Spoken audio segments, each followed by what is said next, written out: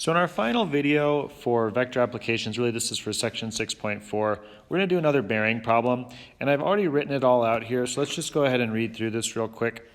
We have an airplane and it's flying from Miami to Seattle. Let's say that its bearing is 332, and I'll just kind of underline these, and its speed is 580 miles per hour. Now I do have to mention that this is with respect to the air, so this is just so that the problem kind of works out correctly. We're saying that this is its speed with respect to the air, and then the air itself, or the wind in this case, is blowing kind of against the plane, and it's at the same altitude as the plane.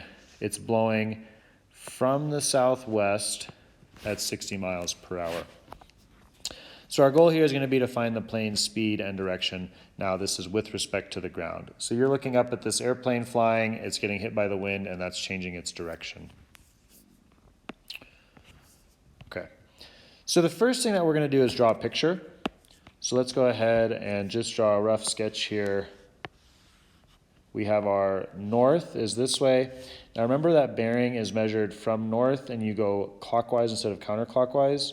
So I'm going to go around here. This would be 270 plus another 60 would give me this, this bearing of 332. So here is the airplane's bearing of 332 degrees, and it's going 580 miles per hour. So let's put a vector going along there, and its magnitude is 580. Additionally, we have the wind. So the wind is coming in from the southwest. So here's south and west. It's coming in directly from the southwest.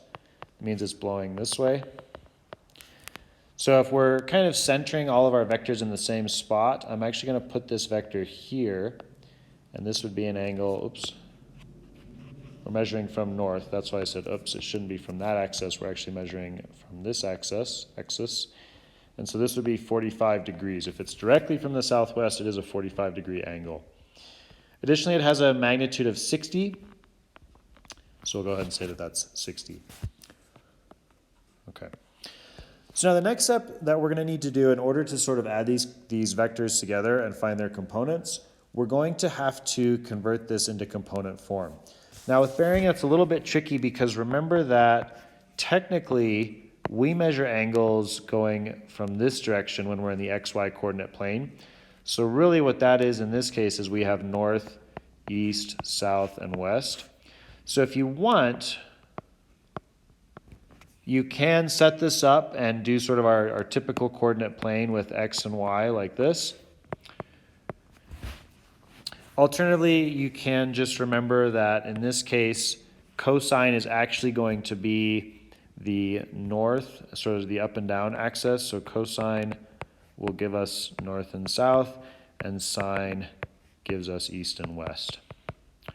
So it's kind of the opposite. The cosine sort of gives us the y-axis now, and the sine gives us the x-axis in a sense. Okay, so let's go ahead and break this down.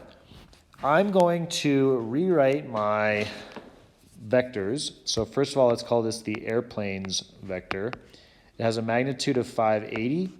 And then if I break it down into sort of this x and y component, I'm going to call this sine of 332 degrees and then cosine of 332 degrees.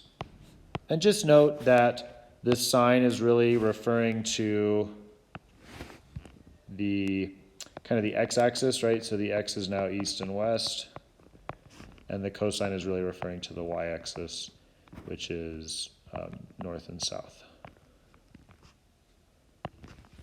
So just something to keep in mind. Okay. I'm not sure how I did that, and it's worrying me. Anyways, all right, so let's go ahead now, and we will go ahead and solve this problem out. So the airplane's vector is really going to be approximately, let me go ahead and pull this up. So I'm plugging this into the calculator and I get about negative 272.3 east and west, which would mean this is really west. And then its north-south component is 512.1 approximately.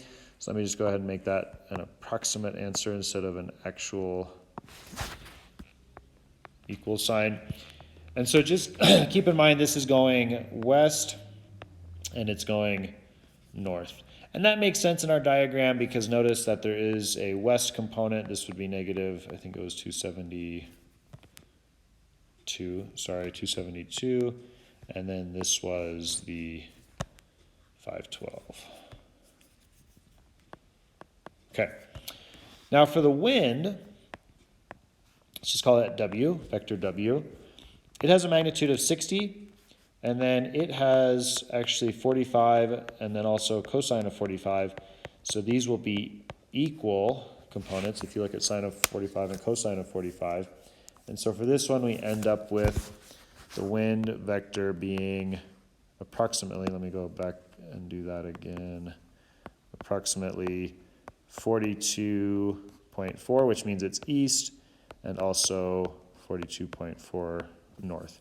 Which if we look at our diagram, looks like it makes sense. It's about 42 this way and 42 this way.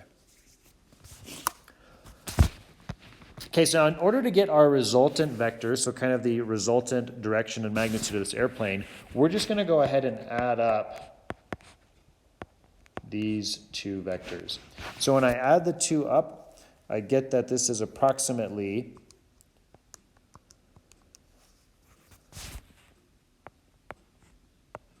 negative 229.9 and also approximately 554.5. And so we could really call this is sort of the airplane's, this is its resultant direction or resultant force, however you want to think about this.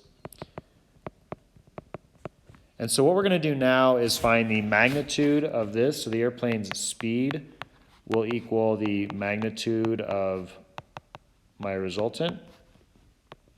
So that just means I'm going to do the square root of each of those squared. And I should end up with about 600.3 miles per hour. So that is its speed. And then its direction angle will just be tangent inverse of the y component over the x component. So let's just go ahead and do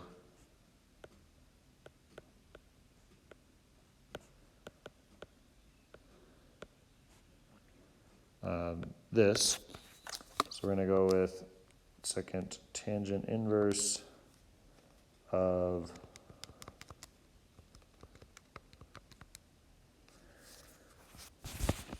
and this is approximately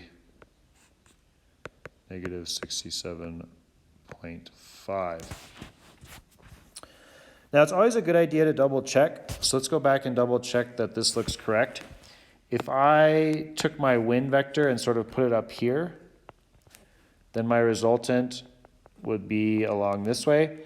And this actually looks like it's not negative 60, which is roughly what I got. So when I did this answer, I got negative 67.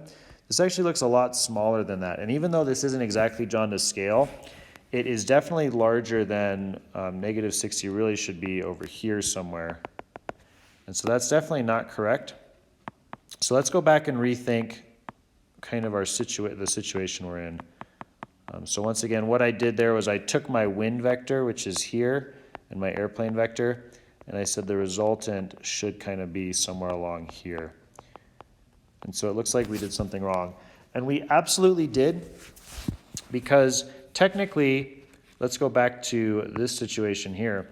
If I want to find my angle with respect to north, this bearing, what I really need to do is call this the y-axis, and then this needs to be the x-axis, which is what I actually flipped that in this situation.